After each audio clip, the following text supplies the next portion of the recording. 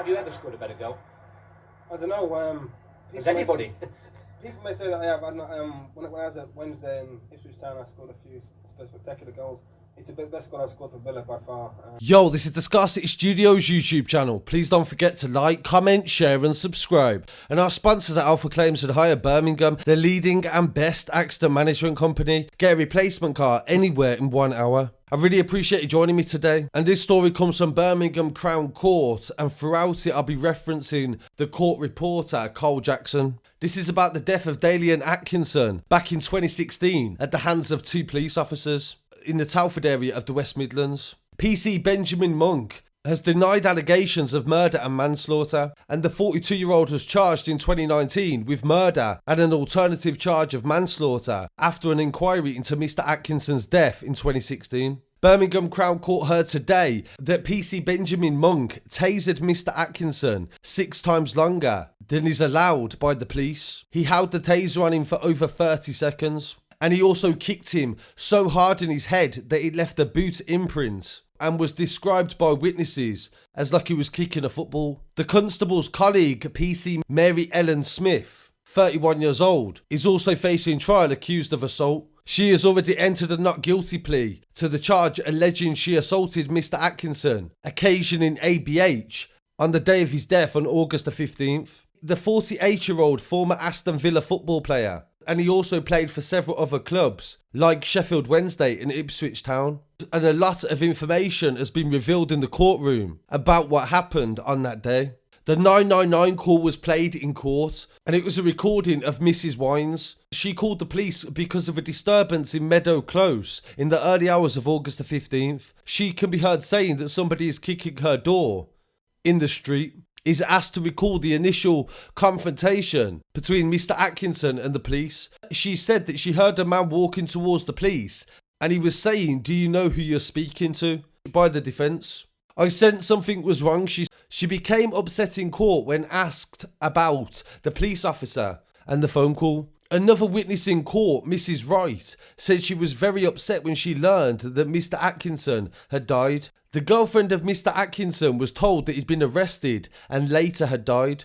Mrs Wright went on to give further evidence and said that Mr Atkinson had said to his friend, Jonty, "You'll see me when I'm dead, I'm the Messiah." She confirms that she'd never heard him say this before, and it was very unusual.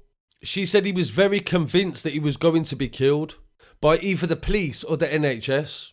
He was described as being agitated and then stood up, lifted up his t-shirt and pulled out a dialysis line. Miss Wright confirms Mr Atkinson said he was going to his brother Paul's home and then onto his father's address, prompting an argument in the kitchen where she and Jonty tried to persuade him not to leave. He left at 1 a.m. And more evidence given by Wright's girlfriend, the witness Karen Wright, was heard in court. She confirmed she'd known him for 27 years, but was in a relationship with him in the 8 years leading up to 2016. She confirmed that she had worked with the Professional Footballers Association to try to secure him private treatment at the Alexandra Hospital in Cheadle, where he was due to attend on Monday, August the 15th. Miss Wright also tells the jury that she went on a visit to Mr Atkinson the day before this happened, and he was really happy and looking forward to getting professional treatment. She said that he did not appear drunk in the evening that she had seen him, and he had not been drunk since in his 20s when he had a bad experience. His girlfriend states that on Saturday, August the 14th, he was due to have his hair cut, but for some reason he didn't get it. The defence has made representations to the jury, and they say that there is no dispute that Mr Monk kicked Mr Atkinson in the head twice, and due to the marks on the victim's forehead, he asked the jury to consider why did he do so. Mr Gibbs says it was an important issue to determine whether Monk acted out of anger as opposed to being terrified that Mr Atkinson would harm him. The barrister also turns to the cause of death and states they are offering opinions from medical experts. The defence Richard Smith QC said he insists that his defendant used the baton on Mr Atkinson's lower body and it was in a lawful and reasonable manner. Mr Smith tells the court her actions were necessary to restrain and detain an unpredictable and threatening violent man, as the defence is trying to perceive that he's been. And we've seen this very similar sort of defence in the recent trial George Floyd in America, where they would try to blame the victim for what has happened. And of course, they have to say what they have to say to defend their client.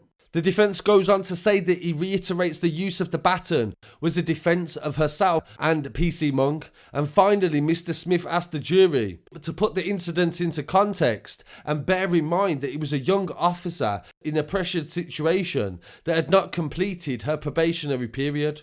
They have been accused in court of colluding together to actually try to cover up what had happened. The prosecution told the jury that Bettley-Smith described Mr Atkinson as a massive figure and seemed to be ready for a fight. She said in an interview that she thought she was in real danger that night. And the jury is told that Bettley-Smith did not know the man was Dalian Atkinson, the footballer. Both defendants are saying the force they used on Dalian was reasonable. It was self-defence to protect their colleague and a person inside the house. The prosecution confirms the blows inflicted by Bettley-Smith were not thought to have contributed to his death, but they do constitute assault and actual bodily harm as well. And in relation to PC Monk, it is difficult to see how a kick to the head could have been a reasonable act to prevent Mr Atkinson getting up. PC Monk said that Mr Atkinson appeared at the door of the property in Meadow Close and he was very angry. He said that he was calling himself the Messiah, the jury was told. The officer said that he produced a taser and the ex-footballer appeared unconcerned and said, "I'm going to take you to the gates of hell." The prosecution said that PC Monk was fearful for himself and his partner, who at the time he was in an actual relationship with outside of work. Dalian Atkinson stepped towards them and he deployed his taser. The court is told that the officer did not know the victim was the footballer. This is what I mean by, if you've seen that the man is clearly having a mental breakdown of some sort, why wouldn't you just remove yourself and try to detain him, wait for backup so you can physically contain him? He resorted to using a weapon before the man even attacked him, and he had no weapon on him himself in the incident. They said in court that the taser is lethal to anybody with heart disease, and this is something that he was suffering from, and they tasered him 6 times more than he should have even been tasered, even if he was a healthy young man. The prosecution told the court that a taser is dangerous to the heart and reiterates the witnesses at the scene said that he was still breathing sometime after the 3rd taser shot. Mr Atkinson went into cardiac arrest in hospital and sadly he would go on to lose his life.